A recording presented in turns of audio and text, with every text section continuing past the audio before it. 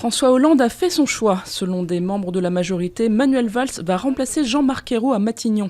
L'annonce pourrait être faite lors de l'allocution télévisée du chef de l'État lundi à 20h, au lendemain de la Bérésina socialiste au municipal.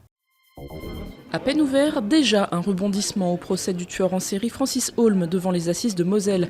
2 témoins de dernière minute mettent en cause un ancien suspect, aujourd'hui blanchi, du meurtre de 2 enfants en 1986 à Montigny-les-Metz.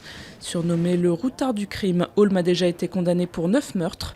Verdict attendu le 23 avril. C'est la toute première visite d'un dirigeant russe de haut rang depuis le rattachement de la Crimée à la Russie.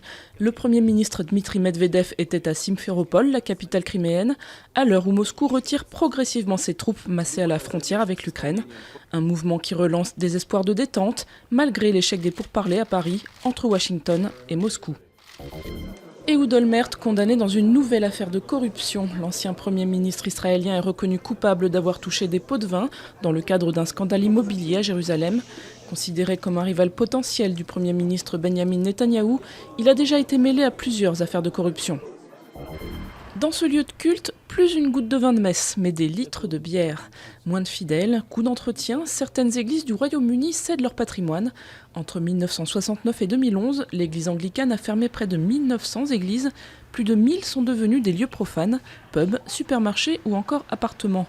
Le dimanche, on ne trouve plus une hostie dans cette ancienne église, mais on communie autour d'une bonne épaule d'agneau.